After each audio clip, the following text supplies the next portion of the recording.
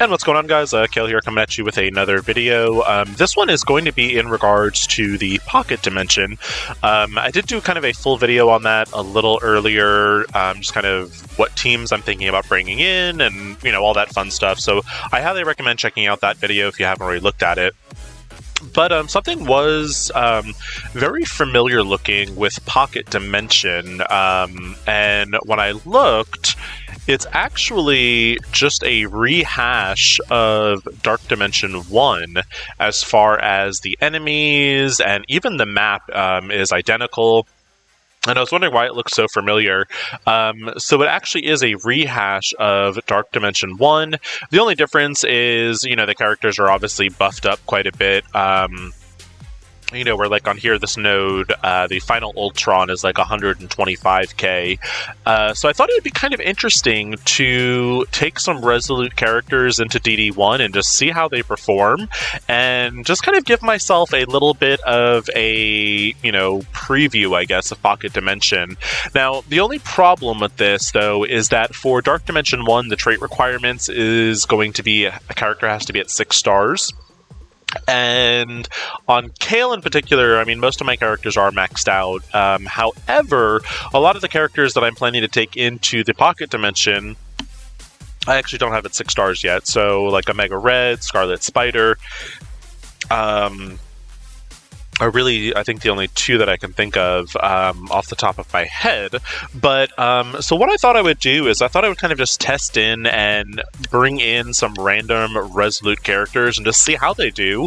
Now, I mean, obviously, this is a unbuffed version of Pocket Dimension, and what I mean by that is the characters are a little bit stronger in Pocket Dimension, but I'm just curious just to see how some of these random Resolute characters performed.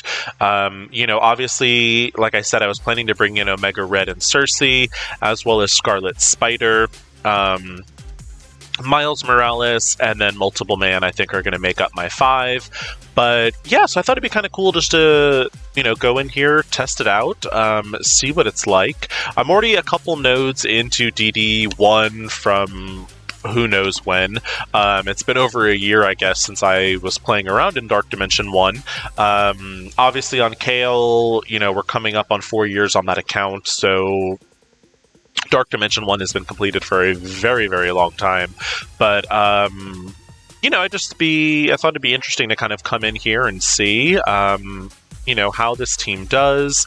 And you know, I really haven't been in Dark Dimension 1 in quite a long time, and even on Mini, you know, like when I initially went through, it was just a lot different. And I mean, so far, you know, the team is doing pretty well. You know, we've got some summons up with Yondu. We've got all these dupes with Multiple Man over here, so we're actually not going to be able to summon anything with Red Skull, which is fine. You know, we'll go in and just kind of keep it going.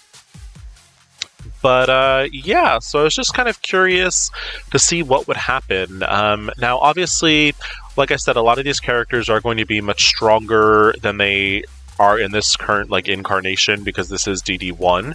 But if you want to kind of just take a look and see how, you know, some of your characters are performing, you know, the mechanics should essentially be kind of the same, aside from the fact that, like I said, the characters will be doing a bit more damage. They'll have a little bit more health. But, yeah, so far this team is doing pretty well.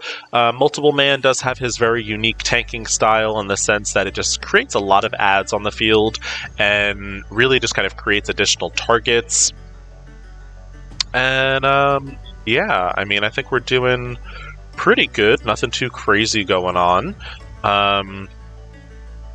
See, get that going. I will say I don't like the combination of Multiple Man and Red Skull and Yondu, just because, you know, when you've got that many summoning characters, and with especially as much as Multiple Man does summon, you know, it doesn't really give Yondu and Red Skull the chance to summon, which, you know, I mean, I guess isn't a bad thing. You know, we do have all these ads on the field. I was able to get one Stitcher summoned, and, you know, the cool thing about Stitcher in Dark Dimension is that he is going to be draining a lot of health, more so than any other game mode, just because in Dark Dimension, characters do have very inflated health pools, and, you know, so any character that has any type of percentage drain is always going to be a winner in my book. But, yeah, this is, you know, going pretty smoothly. You know, mind you, I think this will be kind of semi-reminiscent of what Pocket Dimension will look like, especially the first 7 nodes. The first 7 nodes are pretty easy as far as, you know, nothing is above Gear 12. So this, I think, is kind of fairly accurate. I think where you'll get kind of a little bit of a different experience is going to be when you're looking at the, you know, level 8, level 9, and level 10. Level 10 in particular, you know, the final node, the characters, I believe, are G15, level 85, green 5, I believe, and, you know, they've got that increase in health, damage, defense, and all that other stuff, whereas, you know, here, characters like Miles are, you know, almost one-shotting people with his ultimate, and I don't think that'll be the case in the actual Pocket Dimension, but you know, no problems with this first node, really. You know, went pretty smooth, and I'm a little bit more optimistic about this, I think. You know, definitely, I am gonna pop up msf.gg real quick and just kind of get a comparison and see, you know, what the health difference is and all that fun stuff. So bear with me for just a second. And I'm going to try to do kind of like a side-by-side comparison. And, you know, we'll just kind of look at this node. So this is node number 5 over here. So on msf.gg, I'm going to go over to the lanes, and we will look at Pocket Dimension. All right, we've got that pulled up. I'm going to pull that up on the screen real quick. So just kind of looking, we've got a Scarlet Witch at 35k.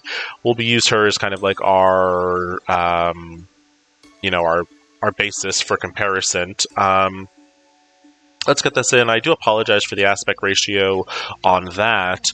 But if we look at here, you know, lane 5, and, you know, it's got the exact same stuff. So really, the Scarlet Witch here is going to be 43k, where the other one is 35. So the main difference, this node looks like it's got a 15% health buff, so nothing too crazy. Going over to the next node, which would be the Nick Fury one, looking at that here, again, that node, the Nick Fury in the DD1 is going to be about 28k, where in Pocket Dimension it's 48k, with 15%, again, health multipliers. And it looks like those health multipliers, the 15%, are fairly consistent going up. Let's look at 7. So at 7, they jump up to 20%, and this is the Vision node. So looking at that, if you were in DD1, the Yondu on that one is 39k, and in Pocket Dimension it's 82k. So I would say Node 7 is maybe where it starts getting a little bit past the DD1 level.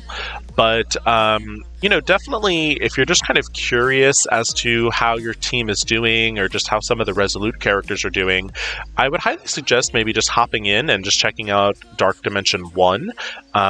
It's this exact same map, so if you're just kind of curious how the fights go, etc., you can do a little test run here.